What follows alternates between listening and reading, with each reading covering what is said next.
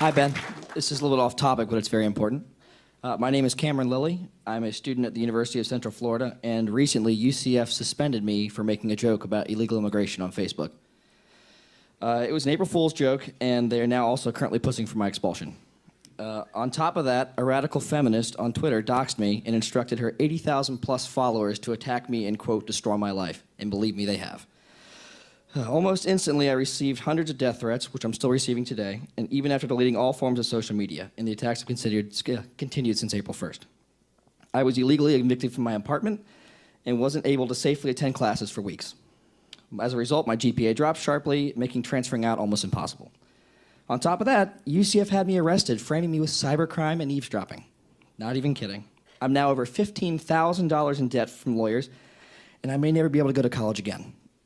It's the first time I've been in debt in my entire life. I'm proud of that. I also lost almost all my friends who don't want to be at risk for being attacked or suspended from the school. My questions are, what would you recommend for me to do to handle my current situation and other people in this situation? Because believe me, I'm all ears. Yeah.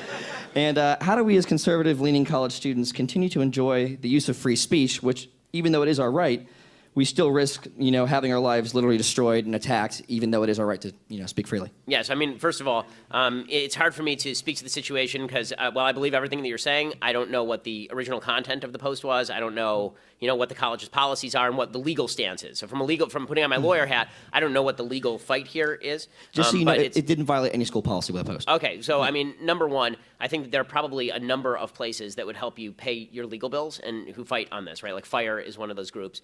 I'm sure that YAF can direct you to people who fight legal fights on behalf of people like you who are being discriminated against by colleges if your account is accurate. So that's where you have to start. I mean, once you've obtained your legal rights, then I think we can start talking about how to reapply to particular colleges, how to get redress from the university. But this seems to me more of a legal problem, on a broader social, in sort of a broader social sphere, because again, I'm not your lawyer and I don't know your case very well.